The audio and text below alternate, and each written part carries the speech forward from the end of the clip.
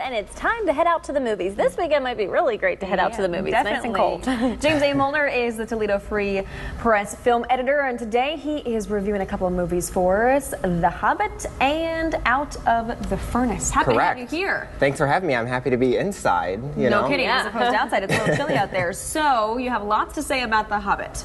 Yes, Bilbo Baggins is back in theaters. It's been a year since our unexpected journey happened with Peter Jackson's prequel trilogy for The Hobbit. And this one is The Desolation of Smaug. It's not Smaug, as some people might think. I actually had to research this. It's Smaug, and that refers to a dragon that is kind of captured the Lonely Mountain, which is the old home of the dwarves. And so they're trying to reclaim their homeland. They employ Bilbo Baggins to kind of help steal kind of their crown jewel that is being guarded by the dragon. So I see both of your faces are very intrigued here. And this one is very epic. It's Peter Jackson, Lord of the Rings fans should enjoy this.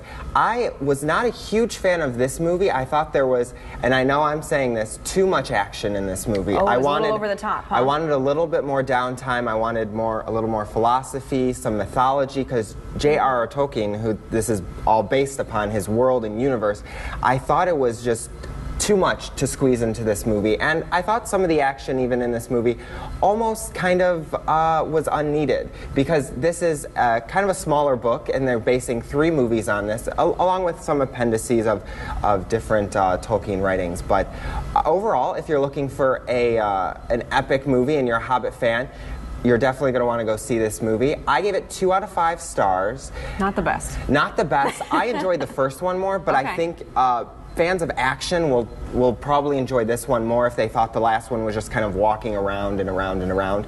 But I do not recommend seeing this in 3D. I did not like the 3D whatsoever. Okay. All right, good to know. All right, what else do we have? We also have Out of the Furnace. This one is came out last week, but I got a chance to see it this week.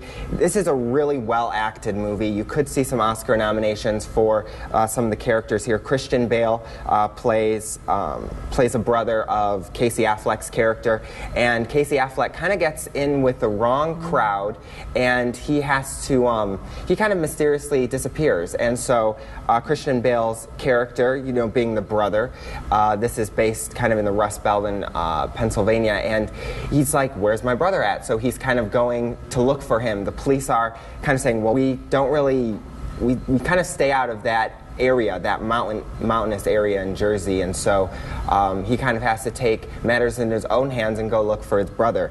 The plot itself is not the greatest, but the acting is where it's at. Woody Harrelson plays the consummate mean guy. It's really fascinating to see his character in Hunger Games being someone kind of slightly lovable, and in this one he's not lovable whatsoever. So this one is a performance piece.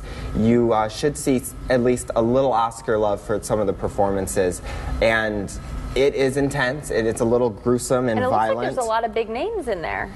Yeah, I mean, Christian Bale, Casey Affleck, like I said, Zoe Saldana, as we saw there, and of course Woody Harrelson. And you have some other big names too, but those are kind of the big names with this movie. So I gave this 4 out of 5 stars. Okay. I really enjoyed it. Like I said, I wasn't a huge fan of the plot, but overall I think this is more about the performance and where those characters lead you, not necessarily the plot-by-plot base of the movie. And in the little bit of time we have left, what were your thoughts on some of the nominations that were handed out yesterday? Any surprises, Golden Globes. snubs? Yes. Golden Globes. Definitely, I thought Oprah was missing from the list. Typically, the Golden Globes, they get starstruck very often.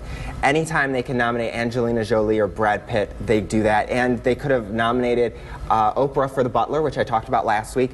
They didn't. That's okay. The SAG Awards, the Screen Actors Guild, they nominated Oprah. Okay. But it's just interesting, because wouldn't you want Oprah at your ceremony to kind of spruce up ratings? Right. They actually went a little bit more legit this year. So 12 Years a Slave and American Hustle were the big film nominees for that. All right. Well, lots of movies we got to get to, huh? Yes, we do. Well, I've been trying to get him to take me to some of these press screenings, but I'm down on his list. Oh. So. You're on the list, though. Oh, I'm on the list. Okay. On the At least I'm on the list. Maybe one day he'll take me. All right. Well, thanks so much for being here. No problem.